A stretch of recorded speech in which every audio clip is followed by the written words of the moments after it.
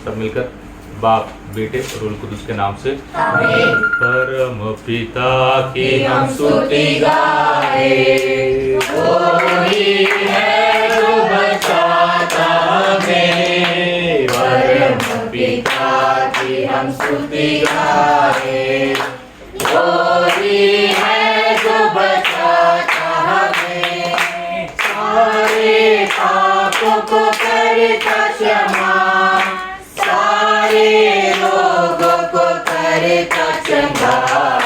परम पिता की हम स्तुति गाए, कोई है जो बचाता हमें। धन्यवाद है उसके आसनों में, आनंद से आए उसके चरणों में। धन्यवाद है उसके आसनों में, आनंद से आए उसके चरणों में। संगीत गाए खुशी से, मुक्ति चढ़ाने को जय ललकारे। परम पिता की हम स्तुति गाए, कोई है जो बचाता हमें। माँ की तरह उसने दी तसल्ली, दुनिया के खतरों में छोड़ा नहीं। माँ की तरह उसने दी तसल्ली, दुनिया के खतरों में छोड़ा नहीं। काल से दूध कलाम कर दिया, और भी हमेशा की जिंदगी। परम पिता की हम स्तुति गाए, कोई है जो बचाता हमें। पिता की हम स्तुति गाए, कोई है जो बचाता हमें। आज हम दोबारा एक बार बाइबल स्टडी शुरू कर रहे हैं। मई महीना पूरा माँ मरियम के लिए समर्पित है। माँ मरियम के लिए क्यों समर्पित है और क्या मकसद है, कब से शुरू हुआ, उस सब के बारे में हम जानकारी हासिल कर लेंगे। सबसे पहले हम इस बाइबल के कल के अंजील पर विचार करें, अपने आप को थोड़ा याद दिलाएं। हमारी ज़िंदगी हमेशा एक नई शुरुआत है और हम सब मुसाफिर हैं, हमारी एक सफ़र है। हम रुके नहीं रहेंगे। अगर हम रुके नहीं रहेंगे उसका मतलब हमें उम्मीद है, हमारे अंदर बदलाव आएगा। खुदा ज़रूर हमारे अंदर चमत्कार दिखाएगा। खुदा ज़रूर हमारे परिवारों में बदलाव में हमें मदद करेगा। खुदा हमें उम्मीद से, प्यार से भरपूर कर देगा। इसलिए हमें आगे बढ़ना है, कभी भी रुकना नहीं है, कभी भी दुखी नहीं होना। और अब दोबारा हम अपने आप को, एक दूसरे को याद दिलाएंगे। बाइबल हम सबों को 3 चीज़ें कभी नहीं सिखाता, कभी नहीं। अगर हम बाइबल के पाठ पढ़ते हैं और बाइबल के पाठ सुनते हैं, बाइबल हर कोई पढ़ सकता है, पर याद रखें हमेशा बाइबल कभी भी फूट नहीं डालता, कभी भी। अगर बाइबल के आयत को लेकर कभी भी फूट नहीं होनी चाहिए। बाइबल के आयत को लेकर कभी भी हमें नफरत नहीं फैलाना, खासकर हमारे दिल में नफरत नहीं होनी चाहिए। और बाइबल के आयत को लेकर हमें गुमराह नहीं होना। ये 3 बातें हमने बहुत दफ़ा अपने आप को हमने दोहराया। और पाक वचन को दोहराने से या पढ़ने से, उससे सुनने से हमें क्या हासिल होता है? सबसे पहले अपने ईमान हो या ना हो, कमज़ोर हो, भटक गए हों, जैसे चेले यरूशलेम छोड़कर जा रहे हैं, तो हमारे पाक वचन को पढ़ने से, उसके बारे में जानकारी हासिल करने से हमारा ईमान मजबूत हो जाता है। और हमारे दिल में क्या पैदा हो जाता है? उम्मीद। हाँ जी, मैं भी कुछ कर सकता हूँ, मेरी ज़िंदगी में भी मौका है। मैं कितना भी बुरा हूँ और कितना भी गरीब हूँ, कितने बीमार हूँ, मेरे लिए मौका है। खुदा ज़रूर मेरे लिए अपनी योजना बनाएगा। और तीसरी बात, हमारी ज़िंदगी का एकलौता हुक्म क्या है? एकलौता कानून क्या है? प्यार। अगर बाइबल को, यीशु के पाक वचन को हमने पढ़ लिया, हमारे लिए एक ही वसूल है, प्यार के खातिर हम सब कुछ करें, प्यार के मारे हम सब कुछ करें। इसलिए हम आज यूहन्ना के अंजील उसका 10 बाब, कल के अंजील को और एक बार हम पढ़ेंगे और उस पर गौर करेंगे। सारे अपने अपने बाइबल खोलकर यूहन्ना के अंजील उसका 10 बाब निकालें, 1 से 10 आयत है। मैं तुम लोगों से ये कहता हूँ, जो फाटक से भेड़शाला में प्रवेश नहीं करता, बल्कि दूसरे रास्ते से चढ़कर आता है, वह चोर और डाकू है। जो फाटक से प्रवेश करता है वही भेड़ों का गडरिया है, और उसके लिए दरबान फाटक खोल देता है। भेड़ें उसकी आवाज़ पहचानती हैं। वह नाम ले लेकर अपनी भेड़ों को बुलाता और बाहर ले जाता है। अपनी भेड़ों को बाहर निकाल लेने के बाद वह उनके आगे आगे चलता है और वह उसके पीछे पीछे आती हैं, क्योंकि वह उसकी आवाज़ पहचानती हैं। वे अपरिचित के पीछे पीछे नहीं चलेंगी, बल्कि उससे भाग जाएंगी, क्योंकि वे अपरिचितों की आवाज़ नहीं पहचानती। ईसा ने उन्हें ये दृष्टांत सुनाया, किंतु वे नहीं समझे कि वे उनसे क्या कह रहे हैं। ईसा ने फिर उनसे कहा, मैं तुम लोगों से ये कहता हूँ, भेड़शाला का द्वार मैं हूँ। जो मुझसे पहले आए वे सब चोर और डाकू हैं, किंतु भेड़ों ने उनकी नहीं सुनी। मैं ही द्वार हूँ। यदि कोई मुझसे होकर प्रवेश करेगा तो उसे मुक्ति प्राप्त होगी। वह भीतर बाहर आया जाया करेगा और उसे चारागाह मिलेगा। चोर केवल चुराने, मारने और नष्ट करने आता है। मैं इसलिए आया हूँ कि वे जीवन प्राप्त करें, बल्कि परिपूर्ण जीवन प्राप्त करें। ये खुदा की पाक अंजिल है। 10 आयतें हैं। इनमें कौन कौन सी आयतें आपको अच्छे लगी, कौन कौन सी आयतों से हमें खास सबक मिलती हैं, उसके बारे में हम अपने दिल में सोच सकते हैं। हम लोग शुरू से इन आयतों पर हम गौर करेंगे। याद है कोई भी बात कल पाद ने प्रचार में कौन कौन सी बातें बताई थी? कौन कौन सी बात? एक बात बार बार पाद ने दोहराया था, अगर 100 लोग हैं या 50 लोग हैं, हाँ, तो उनको खुदा कैसे पहचानेगा, कैसे जानेगा? क्या हम खुदा को जानते हैं? खुदा हमें जानता है, ठीक है। और उसके बारे में बहुत सारे एग्जाम्पल भी दी। और बच्चा जो माँ को पहचान लेता है, ठीक है। और कौन सी बात याद है? आवाज़ के बारे में, आवाज़ के बारे में बताया था, ठीक है। हाँ, हाँ, अपनी आवाज़ अभी आगे कैसे आवाज़ निकालेगा, या क्या अर्नव कैसे आवाज़ निकालेगा, हमें मालूम है। खेल खेल में बच्चे क्या क्या आवाज़ निकालते हैं, कौन है, कहाँ से आता है, सब कुछ। और आवाज़ देना, अभी लतीन भाषा में आवाज़ और वचन एक ही लफ्ज़ इस्तेमाल होता है। हाँ? मेरी वाणी, जब हिंदी में बोलते हैं मेरी वाणी, आवाज़, और वचन को भी हम वाणी कहते हैं, जब बाइबल में वाणी कहते हैं। वैसे ये ओरिजिनल उस भाषा से आई है, कि यानी आवाज़ और वचन एक ही लफ्ज़ के साथ कनेक्टेड है। यानी खुदा की आवाज़ बाइबल है। खुदा की प्यार की कहानी यहाँ से हासिल होती है। और कौन सी बात? चोर के बारे में बोला था।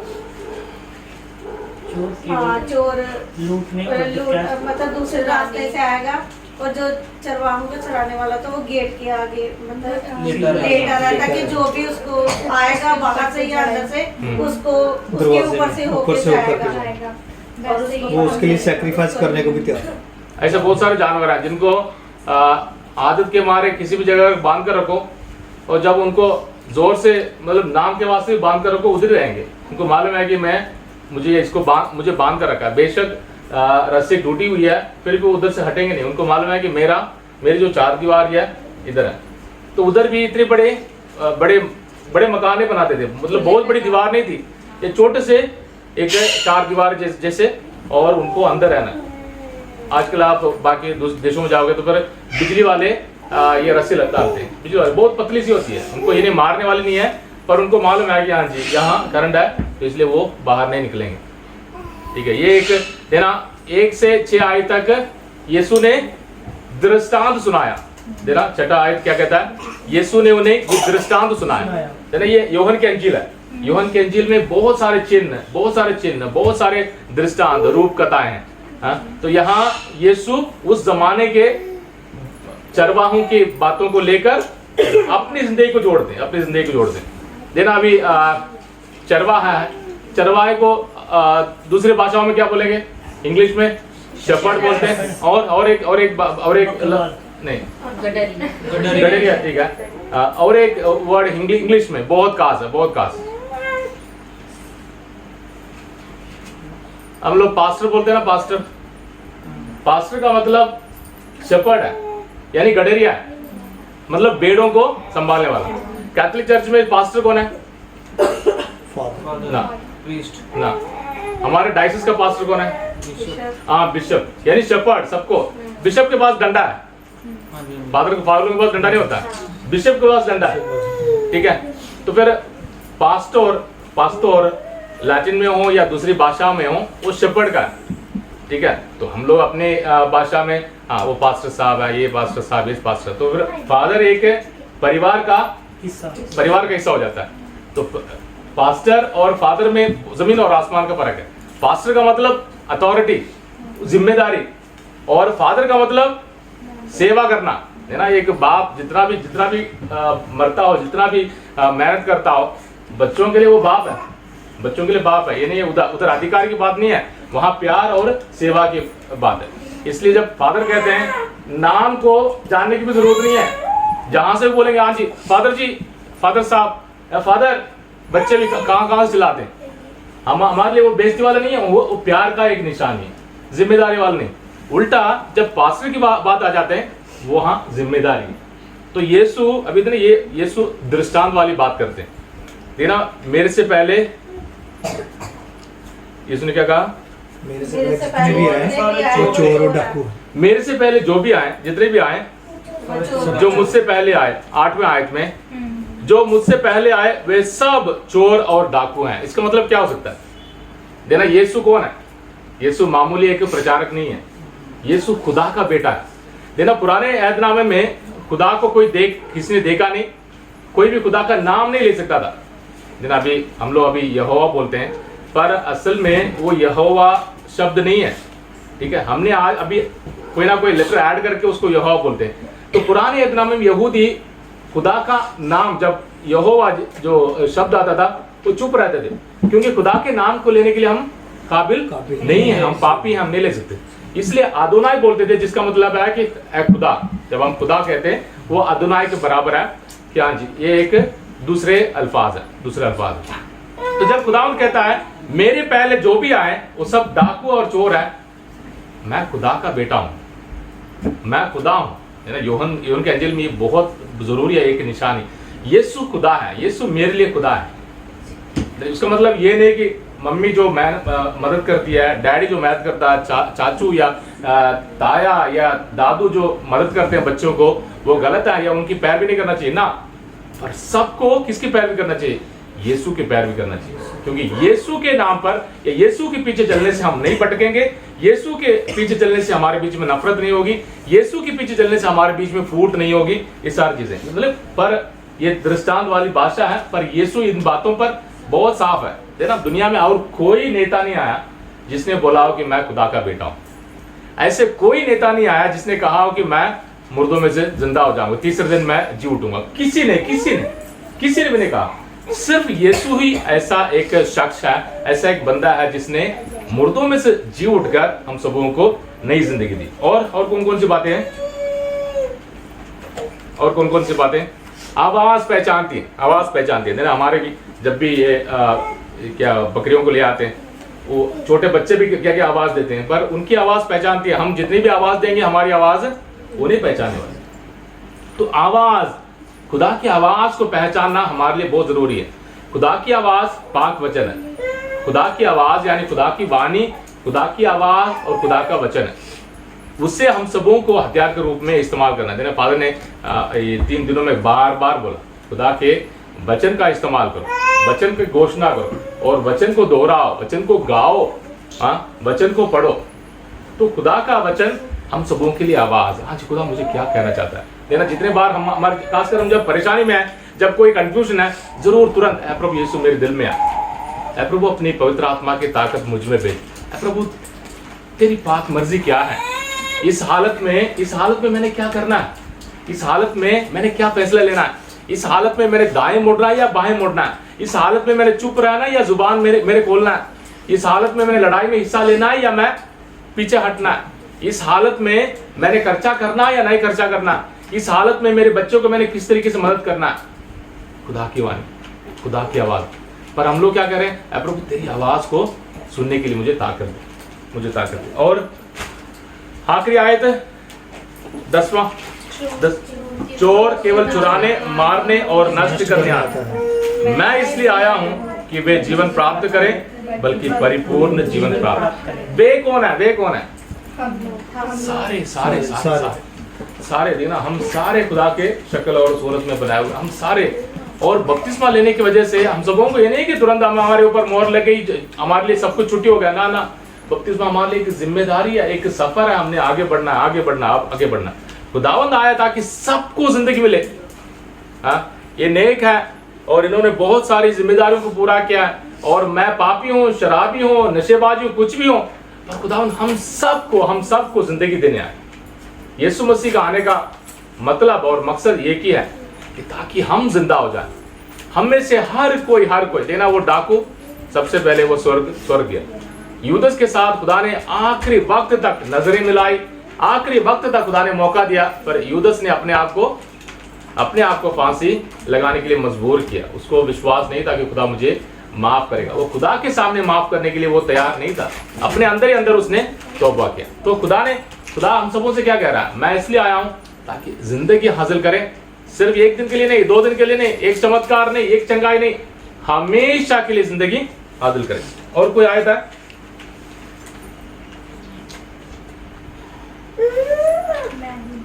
अपरिचित के पीछे नहीं चलती। हाँ, अपरिचित के पीछे नहीं चलती।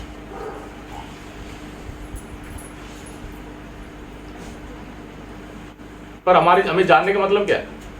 मान लो अगर हम अभी श्रुति के बारे में कोई भविष्यवाणी मैंने निकाल दी या उसको डरा दिया, तो काफी है। हमारे लिए रिश्ता है, रिश्ता। खुदा पर विश्वास करने का मतलब हमारे लिए एक बंधन है। खुदा के नाम पर हम भाई बहन है। ये ब्रदर सिस्टर वाली बात नहीं है। यहाँ हम परिवार हैं, माँ बाप, बच्चे, भाई बहन। हमारे परिवार तरक्की करेंगे, हमारे परिवार आगे बढ़ेंगे। और हम सबों को एक दूसरे को जानने का मतलब ये नहीं कि कितने बार हमारे परिवारों के साथ ऐसे होता है, कोई छोटे उम्र में शादी करते हैं, शादी के बाद उनको मालूम ही नहीं है किसने शादी पड़ी, किस हालत में शादी पड़ी, तो परिवार का क्या हाल बना, कुछ भी नहीं। हम सबों को कलीसिया में, हम सबों को एक दूसरे को जानना ईमानदार होने के नाते आपके लिए हक बन जाता है। और फादरों के लिए या बिशप के लिए, सिस्टरों के लिए कुछ भी हो, जिम्मेदारी बन जाती है कि मैंने अपना सब कुछ छोड़कर मैंने इस परिवार, इस पैरिश और इस कलीसिया के साथ मैंने मिलना है, उनके साथ जुड़ना है, उनकी सेवा करना है और उन्हें नेक रास्ते पर ले जाना है, चाहे कुछ भी हो जाए, चाहे कुछ भी हो जाए। देना अभी बच्चों की पढ़ाई को लेकर चाहे कुछ भी हो जाए, हमने उम्मीद हमारी खत्म नहीं होनी चाहिए। हमने कोई ना कोई तरीका ढूंढ कर हमारे परिवार की तरक्की के लिए काम करना है। और कुछ तो अपरिचित के पीछे नहीं चले। अक्सर हम सोचते हैं कि हाँ जी हम सब कुछ जानते हैं, पर बाद में पता चल जाता है कि हाँ जी इस बंदे ने हमें गलत रास्ते पर चलाया, हमें गुमराह किया, हमारे अंदर नफरत के बीज डाले। दरवाजा मैं ही हूँ, पर खुदा हमारी इजाजत के बिना कुछ भी नहीं करता। जैसे प्रकाश नगर उसके 3:20 आयत में, मैं द्वार पर खड़ा खटखटा रहा हूँ। खुदा हमारे जिंदगी का मालिक है, खुदा राजाओं का राजा है, खुदा प्रभुओं का प्रभु, सब कुछ। पर हमारे जिंदगी के, हमारे दिल के आजादी के बिना खुदा हमारे ऊपर कुछ भी नहीं करेगा। उल्टा याद है, शैतान हमारे ऊपर हमला कर लेता है। हमारी आजादी की जरूरत नहीं है, उसको मालूम है कहाँ कमजोर है, कहाँ खुला है और कहाँ बीमार है, चलो हमारे ऊपर हमला कर देता है। खुदा हम सबों की आजादी के साथ हम सबों को आगे बढ़ाता है। तो यीशु हम सबों के लिए चरवाहा है, यीशु हम सबों के लिए चरवाहा, यीशु हम सबों के लिए शपर्ड है, यीशु हम सबों के लिए गडरिया है, यीशु हम सबों के लिए पास्टर है। हमारा जो पास्टर है यीशु है। तो यीशु के नाम पर बिशप साहबों को, बिशप लोगों की, उनको बोलते हैं कॉन्सेक्रेट करना। उनको डंडा देते हैं, टोपी पहनाते हैं। ये सारी चीज़ें ये निशानी है कि ये आगे चलने वाला और भेड़ों को हाँ नेक रास्ते पर चलाने वाला, लेके चलने वाला। और ये जो बिशप जी का डंडा होता है, हाँ ये हर बिशप के अलग अलग होता है या वही चलता है? ना, अभी ऐसे भी हो सकता है कि कोई पुराना बिशप हो, उसने अपने नए बिशप को दिया है या उनके बीच में। नहीं तो फिर क्या होता है, जब बिशप मरता है तो उसके साथ उसको भी दफना देते हैं। हमारे वाला में तो वही चल रहा है। पता नहीं, मुझे नहीं मालूम, मुझे नहीं मालूम। ऐसे भी हो सकता है कोई दो बिशप के दो किसी ने गिफ्ट वगैरह दिया है, तो फिर नए बिशप को वो गिफ्ट में दे देता है, तो वो उसको इस्तेमाल करता है। नहीं तो फिर जो अंगूठी है, ये सब कुछ पोप साहब की ओर से बरकत दी हुई मिल जाती है। इसलिए देखना अभी हम लोग पास्टर सुनते हैं, पर हमें नहीं मालूम है कि पास्टर और फादर और प्रीस्ट में क्या क्या फर्क है। पास्टर बहुत बड़ी एक अल्फाज है, बहुत अथॉरिटी वाली, जिम्मेदारी वाली चीज़ है, ठीक है। तो फिर उसके बाद हम लोग फिर क्या बोलते हैं, पादरी साहब, पादरी बोलते हैं कि आप लोग फादर बुलाते हैं, आप लोग फादर क्यों बुलाते हैं? तो हम तो सिर्फ पादरी साहब बुलाते हैं। इस पे क्या फर्क है? कोई फर्क नहीं है। लैटिन में, इटालियन में या बाकी यूरोपियन भाषाओं में पादरी मतलब फादर है, वही फादरी लैंग्वेज का फर्क है, सिर्फ लैंग्वेज का फर्क है। लैटिन में ऐसा सिर्फ हम लोग जब फादर को फादर बोलते हैं तो वो हैरान हो जाते हैं। दूसरी भाषाओं में वही है, पादरी साहब, फादर साहब सेम है। सिर्फ है कि हमारी जानकारी कमी कारण हमें भी लोग घुमा देते हैं, भाषा अलग है पर मतलब एक ही। सिर्फ है कि पास्टर मतलब बहुत बड़ी एक जिम्मेदारी है, और फादर हमारे लिए एक परिवार और रिश्ते वाली बात हो जाती है। और यहाँ भी जिम्मेदारी है। प्रॉफिट भी बोलते हैं ना, प्रॉफिट। हाँ, प्रॉफिट, अपोस्टल, ये सब बोलते हैं। पर ये सब हम लोग इस्तेमाल क्यों नहीं करते? क्योंकि हमारे लिए प्रॉफिट कौन है? नहीं, हमारे लिए प्रॉफिट कौन है? हमारे लिए सबसे बड़ा प्रॉफिट कौन है? यीशु। देखना, पुराने नियम में प्रॉफिट थे और यीशु ने अपने चेलों को चुना था अपोस्टल और क्या बोलते हैं, अपोस्टल, प्रॉफिट और कौन सा है? और भी कोई लफ्ज इस्तेमाल करते हैं, इवांजेलिस्ट, बहुत सारे। हमारे लिए यीशु ही प्रॉफिट है, हमारे लिए यीशु ही प्रीस्ट है, हमारे लिए यीशु ही नबी है, सब कुछ है। उसका मतलब हम क्या हैं? बपतिस्मा में, यीशु में हमने बपतिस्मा हासिल किया। हर एक भाई बहन, हर कोई यीशु के जो पुरोहित होने की इज्जत में हिस्सा लेता है, यीशु के नबी होने की इज्जत में हिस्सा लेता है, यीशु के राजा होने की इज्जत में हिस्सा लेता है। इसलिए नया नियम में कलीसिया के शुरुआत से किसी को प्रॉफिट और किसी को अपोस्टल नहीं कहते। 12 चेले खत्म, उसके बाद कोई अपोस्टल नहीं है, कोई अपोस्टल नहीं है। इसलिए ये सारे मॉडर्न तौर तरीके हैं लोगों को आकर्षित करने के लिए। और देखना कितनी बातें होती हैं। पाक वचन में साफ लिखा है, नबी को अपने ही नगर में इज्जत नहीं मिलती। आप अभी सोचना, हमारे नबियों के अपने ही घर में इज्जत होती है, अपने ही लोग उनको संभालते हैं, अपने ही लोग उनके लिए प्रचार करते हैं, अपने ही लोग उनको आगे बढ़ाने के लिए सारे तौर तरीके अपनाते हैं। पर पाक वचन कहता है नबी दूसरों के लिए जाने वाला है, दूसरों के बीच में जाने वाला, दूसरों के लिए दुआ करने वाला, दूसरों को बचाने के लिए मेहनत करने वाला। सब नबी को अपने ही लोग नहीं अपनाएंगे। पर आज के जमाने में देखना, जो भी प्रॉफिट है, जो अपोस्टल है, अपने ही लोग, उनका ग्रुप बना, तो वो ही उनके नाम के उनको नाम को फेमस करने के लिए हर मेहनत करते हैं। हाँ जी, अभी कुछ लोग, जैसे हमारा खजूर का एतवार होता है, तो उस समय कुछ पास्टर या कुछ मैंने देखा, वो लोग उनके वो चादरें या कुछ बचाते हैं, डालियाँ, वो भी चल देते हैं ऊपर। उनको करना चाहिए। देना यही चीज है ना। अभी जब फ्री मिशन हो गया, ये तो यीशु के लिए किया, जब फ्री मिशन हो गया, आजादी मिशन है, हर कोई अपने अपने मर्जी से, तो उनकी अथॉरिटी कहाँ से है पता नहीं, वो कौन से चर्च से है, उनका ओरिजिन क्या है पता नहीं। देखना, अभी 2 साल पहले एक खजूर इतवार में मियाँ बीवी दोनों चल रहे थे, लोग उनके ऊपर फूल फेंक रहे थे,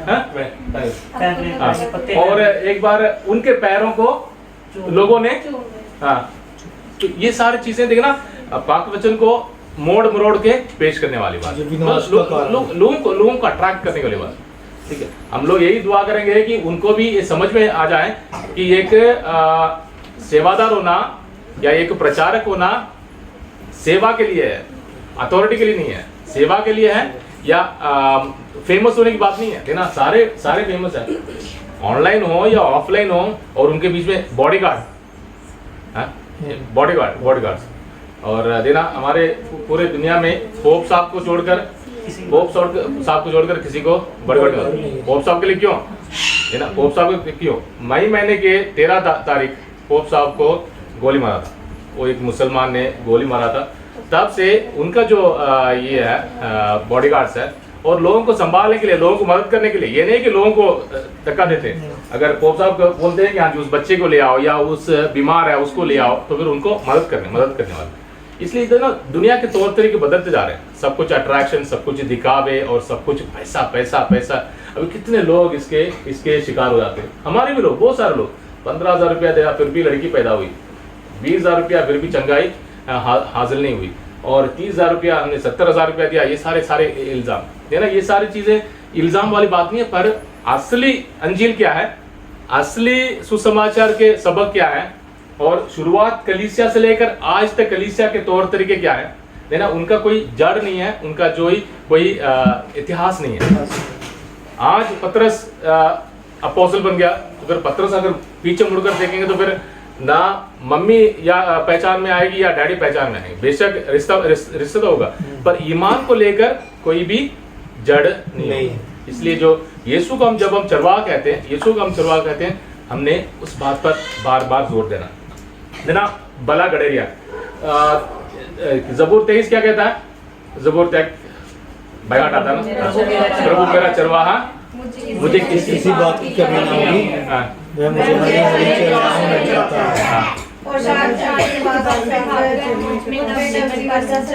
है। ठीक है, पहला हिस्सा हो गया। ठीक है, मेरा फादर ने कल बार बार बताया था, अगर प्रभु को कहते हो मेरा चरवाहा, मुझे कोई कमी नहीं है, गरीबी हो या बीमारी हो, कुछ भी हो, हमने अपनी शिकायत करने के तौर तरीके को छोड़ना है। खुदा से कहना है प्रभु तेरे साथ मैं जुड़ा हुआ, कुछ भी हो जा मुझे बचा ले और मुझे नेक रास्ते पर चला, मुझे अपनी मर्जी मेरे लिए जाहिर कर, मेरे परिवार के लिए जाहिर कर, मेरे बीवी के लिए जाहिर कर, सबके लिए जाहिर कर। और ये जो ज़बूर बहुत खास है। पहला पानी किसका निशानी है, पहला पानी मुझे हरे हरे मैदान और शांत जल के पास, शांत जल के पास, ठीक है, जल के पास ले जाता है, और उसके बाद नवजीवन देता है, अपने नाम के धर्म के मार्ग पर मेरा नेतृत्व करता है, चाहे अंधेरी घाटियों पर जाना पड़े, मुझे किसी अनिष्ट की शंका नहीं, ठीक है, क्योंकि तू मेरे साथ रहता है, तेरी मुझे तेरी लाठी और तेरे डंडे का भरोसा है। तू मेरे शत्रुओं के देखते देखते मेरे लिए खाने की मेज सजाता है। खाने की मेज कहाँ है, देना पानी, बपतिस्मा पानी है, ठीक है। खाने की मेज क्या चीज है, कौन सा सैक्रमेंट है, पाक साकर, आगे और एक सैक्रमेंट है, देखना। तू मेरे सिर पर तेल का विलेपन, हाँ तेल का विलेपन क्या है, इस्तकलाल। 3 सैक्रमेंट, यानी अगर खुदावंद हमारे लिए चौपान है, हमारे लिए गडरिया है, हमारे लिए चरवा है, उसकी आवाज को हम पहचानते हैं, यानी पाक वचन यही तलवार है, इसको हम पहचानते हैं, तो फिर आगे बढ़ने के लिए हमारे लिए कदम कौन से हैं, सैक्रमेंट। देखना, अगर सैक्रमेंट वाली जिंदगी को अगर आप देख लें, उसके बाद कौन सा फादर, कौन सा बिशप और कौन सा सिस्टर, वो सारी चीजें हमारे लिए मायना नहीं रखती है, क्योंकि सारे जिम्मेदारी वाले हैं, सारे जिम्मेदारियों से जुड़े हुए। ठीक है, प्यार है और हम बहुत उनके साथ अटैचमेंट है, बड़े प्यार करते हैं, उन्होंने बहुत मदद की या हमने उनके साथ बहुत टाइम बिताया, बहुत ठीक, सब कुछ ठीक। यीशु मेरा चरवाहा और मुझे कोई कमी नहीं होगी, बाकी सारे मुझे रास्ते में मिलते हैं, और रास्ते में मिलते वक्त मुझे मदद करते हैं। रास्ते में मिलते वक्त किसी ने हमें दुख भी दिया, पर हमें कोई टेंशन नहीं है, क्योंकि यीशु मेरा चरवाहा। और उसके बाद यीशु मेरा चरवाहा, उसके पीछे चलने के लिए सैक्रमेंट है, बपतिस्मा, पाकशाकत, इस्तकलाल, ये तीनों बड़े मजबूत वाले सैक्रमेंट है। बपतिस्मा, पानी, पाकशाकत, खाने की मेज सजाया, और तेल, इस्तकलाल है ना। आज के जमाने में सारे हमारे सैक्रमेंट सारे फीके पड़ गए, सब कुछ क्या पढ़ के कहते हैं डुबकी मार लेने। हाँ, पानी बेचते हैं और पानी बपतिस्मा का निशानी नहीं है, चमत्कार वाला पानी है, पीने के लिए और हर एक काम के लिए इस्तेमाल करते हैं। पाकशागत कितने बार आपने देखा होगा फोटो में, होली कम्युनियन सर्विस। अरे होली कम्युनियन क्या चीज है? हमारे पाकशागत के चमत्कारों के बारे में उनको कोई जानकारी नहीं होगी, और हम लोग मानते हैं ये यीशु का बदन और यीशु का खून है। और इस्तकलाल तेल कितना बेचता है, कोई बात नहीं, पूछो तेल का कैसे इस्तेमाल? नहीं, मैं खुद लगा लेता हूँ, मैं खुद लगा लेती हूँ, मतलब खुद अपने लिए।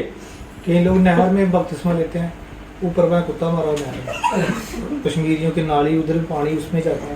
हाँ, नहीं रियलिटी है। प्रॉब्लम है कि कहते हैं कि जो बड़ा होना चाहिए फिर पता चले बपतिस्मा तब लेना चाहिए, ऐसे बचपन में बपतिस्मा नहीं देना चाहिए। तो फिर बपतिस्मा उसको जब आई छोटा था उसको खाना खिलाया था? खाने का बपतिस्मा नहीं खाना खिलाया था मैं उसको? ऐसे पूछ रहा हूं, नहीं खाना खिलाया था उसको? दूध पिलाया शायद मुझे ले आया ही, पर उसने थोड़ी मांगा था आपसे, उसने नहीं मांगा ना, इसने शायद उसको नहलाया था इसको आयल को। जब हाँ? बाद में थोड़े दिन बाद नहला। हाँ नहीं, बस जब बच्चे होते अभी आचार्य उसको खाना खिलाते हैं, खाना में तो दूध पिलाते हैं, उसको नहलाते हैं, कपड़े बदलते हैं, उसको सजाते हैं, उसने थोड़ी मांगा, उसको ये सारी चीजें समझ नहीं है। ये क्या है? जिस्मानी जरूरतें, जिस्मानी जरूरत, मुझे खाने की जरूरत है, मुझे इसको साफ करने की जरूरत है, और मुझे इसे सजाने की जरूरत है, जिस्मानी जरूरतें। उसकी रूहानी जरूरतें भी है, उसकी रूहानी जरूरतें भी है। ये खुदा के इसलिए हमारे बचपन में मुझे किसी फादर ने सुनाया था, उसने बोला था बचपन में ही इसलिए दिए जाता है, अगर कल को वो मर गया बपतिस्मे के लिए आगे अगर कुछ हो गया बिना बपतिस्मा का, जब खुदा कहता है कि बाप बेटे और रूह कुदूस के नाम पर उन्हें बपतिस्मा दे ना, ये बपतिस्मा वाला बहुत लंबा चक्कर है। हम लोग यीशु मेरा चरवाहा और मुझे उसकी आवाज को पहचानना और उसके पीछे चलना। पर अगर उसका वचन किसी ने मुझे बताया फूट वाली, नफरत वाली, गुमराह वाली, तो हमने दोबारा तुरंत रुक जाना ना, और रुक जाओ, देखो सचमुच में फूट है, सचमुच में नफरत है, सचमुच में गुमराह करने के ना फिर जो बंदा सुना रहा है शायद उसको सही जानकारी नहीं, यीशु की आवाज के बारे में सही जानकारी नहीं है, शायद यीशु की आवाज नहीं है और किसी की आवाज है। और यीशु के पीछे चलने के लिए हमारे पास सैक्रमेंट है, बपतिस्मा, पाकशागत, इस्तकलाल और बीमारों की मालिश, इतराफ, बार बार, और उसके बाद बाकी सैक्रमेंट, पाकीज़ा, दौर, निकाह, सारे सैक्रमेंट। ठीक है, तो हम प्रभु मेरा चरवाहा गाना गा के इस कदम को खत्म करेंगे। प्रभु मेरा चरवाहा, प्रभु मेरा रखवाला, कोई घाटी मुझे नहीं है, हालेलुया। प्रभु मेरा